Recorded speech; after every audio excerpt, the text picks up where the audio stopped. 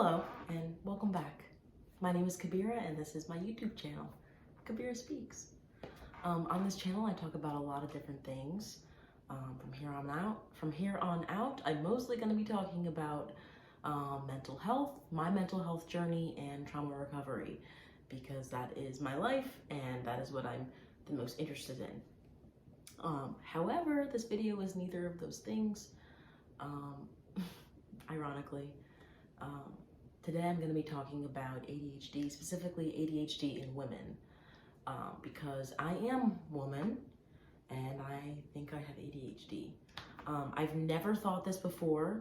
This is very, very new and very recent. But the more I read about it and learn about it, the more it makes sense. Disclaimer, I will say, I don't go around just diagnosing myself with things all the time. It might seem like I do, but I really don't. I do work in the mental health field. I'm a behavioral consultant, so I work with kids with behavioral issues at school and at home. And actually, several of the kids I work with do have ADHD. But learning about it has made a lot of sense. And I'm gonna tell you, why it is that I think that. I'm not just saying this to jump on a trend or because I think it's cool. I think mental health is kind of in the public eye more than ever, because we've created a lot of spaces where it's okay to talk about our mental health and the things that make us different. So it might seem like that a lot of people are coming out of the woodwork now saying, oh, I have anxiety, I have a depression, I have this, I have that. Well, it's probably because they do. I don't think people are, making it up, and I'm certainly not making anything up. This is I honestly had butterflies when I was reading about ADHD because it felt like I was cracking something really important open. But anyway, so when I was younger, I had a friend named Justin. We were very good friends from kindergarten all the way throughout school. But Justin had ADHD. And I know this because he told me, but I also know this because it was extremely obvious. He was, and I say this lovingly, like a hot mess all the time. He would get frustrated very easily and break down in tears. He would act out in class. He was disruptive, very, very hyperactive. So that's what I always thought of ADHD as, basically the way that Justin presented. And, he eventually, he got medicine and calmed down quite a bit and got the help that he needed. But I was never like Justin. I was never hyperactive. I'm, to this day, not hyperactive. If anything, I'm underactive. I can be a real sloth sometimes. And as far as school goes, I loved school. I was good at school. I was a very good student. I think you could say I was a joy to have in class, even. I never had any test anxiety or academic issues whatsoever. But girls present differently than boys do when it comes to ADHD. So boys are more likely to be hyperactive and to be disruptive in class, whereas girls are more likely to be inattentive or withdrawn or overly talkative. So while I wasn't bouncing out of my chair or fidgeting, I do think there are some signs that I might have had ADHD as a child that went unnoticed. So I've already said in an earlier video that I had a very active imagination, hyperphantasia. I still do. But also something that stands out from my childhood was that I would lose things constantly. And I would get in trouble for losing things. My parents got really irritated with me and they called me irresponsible. Irresponsible and immature. I was told that all the time. And actually one year I wanted to join marching band and I wasn't allowed to because I lost too many library books. So I lost things all the time. And I also, I was a very creative child. I liked creating things, making things up. I would enlist my friends to like join it, like start clubs with me. Not like a actually organized club or anything like that, where I was the captain or the leader or the whatever, the mayor of the club. And one year I actually convinced all my friends to like pool up our money together. And we had quite a lot of money that we collected at my leadership, but I lost it. I lost the money that we all pooled together. But anyway, another thing that sticks out about my childhood was that in 4th grade, I had 2 desks. Just for my stuff. No other kid in the classroom had 2 desks. I just had a lot of things that I was working on in the 4th grade. Like I had a lot of projects and ideas, and I couldn't keep it contained in one desk. So my teacher, Mr. Schumann, gave me a second desk, and he gave me a second cubby so that I could put my overflowing ideas and help them like be organized. So that happened. I am very grateful for the teachers I had who encouraged, you know, that creativity and independence. I had another teacher, excuse me,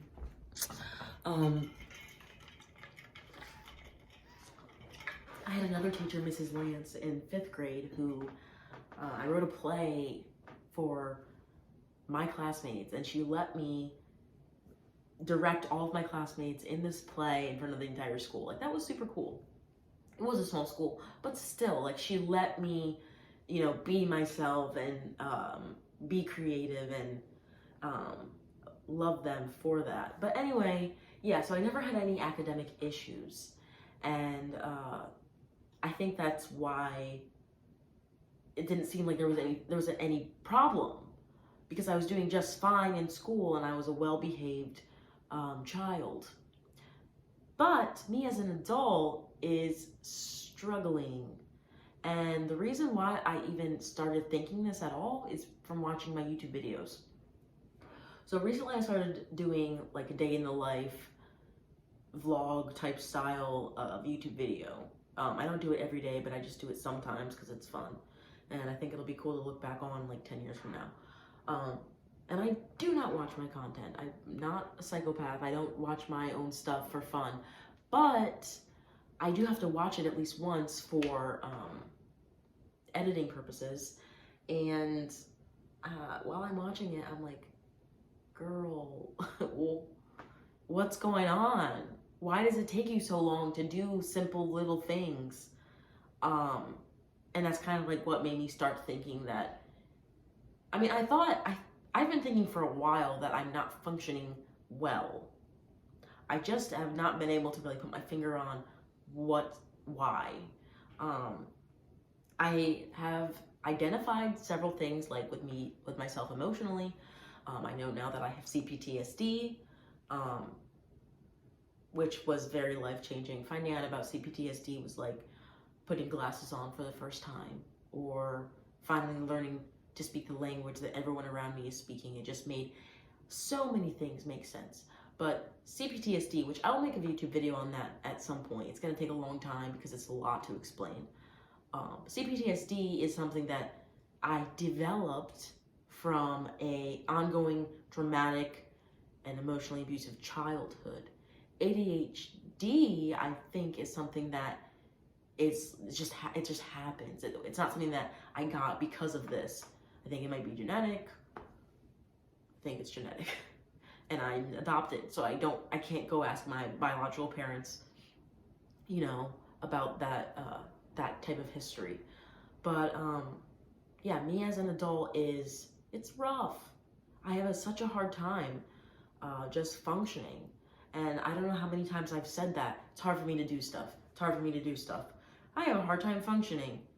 I'm so scared I'm gonna lose my job. I'm scared I'm not gonna be able to maintain this job. The job I have right now as a behavioral consultant is my dream job for right now. I don't think it's my dream job forever, because I want to eventually work in trauma recovery and things like that. but it's my dream job for right now, and I really enjoy the work. Today I was at home writing a treatment plan, and I was like, I wanted to laugh and roll on the floor. I was like, this is amazing that I get to do this. It's so freaking interesting to me. So I do love my work, but it's really difficult for me to do and accomplish sometimes. So let me tell you a little bit what my life looks like as an adult. So I have for a long time described myself as scatterbrained. I always say that, oh, I'm just kind of scatterbrained. I still lose things all the time. Not only that, but I'm also chronically late. I can't be on time for the life of me. If someone put a gun to my head and said, Kabira, you must be at this place at 8 a.m. sharp, I'd probably be there under that type of pressure. But can I get to work on time? No. Can I get to fun things that I want to go to on time? No. Can I get to the airport on time? Yes. That's one of the few things that I always manage to do. But outside of that, everything else, I cannot be on time. Me trying to leave the house to get somewhere is nutty. I know it's nutty. My time management is super terrible. It's just terrible. My sense of time is skewed. So when I have to be somewhere, like let's say I have to be at work at 3 p.m., meaning I need to leave my house at 2:30. Actually, I need to leave my house at 2:20 because traffic. I'm already not thinking about that extra 10 minutes. I'm already rounding up. Then I am not getting ready to go when I need to be.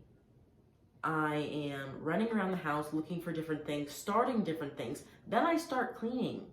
I have to get this clean before I leave because I don't know why, because I have to. And that I'll like sometimes even decide, oh, I need to take a shower before I leave, when it's like 5 minutes left to go. Or I need to cook breakfast and wash the dishes before I leave because I just need to. It's just really crazy, and I know I can feel myself doing it, but I also can't seem to stop doing it. Luckily, for me, I happen to have 2 jobs which are somewhat flexible, and I don't really get in trouble for it. But yeah, it's been a lifelong issue that I can't seem to fix, the lateness thing. I also have a really hard time starting tasks. Regular, basic, easy, simple tasks. For example, getting my oil changed. I know how to get my oil changed. I know where to go. I know how much it's going to cost. I know what to expect. Not that hard, but I put it off and I just won't do it for some reason. I don't know why. Or like calling to get a prescription refilled, getting my car registration re-registered, opening my mail.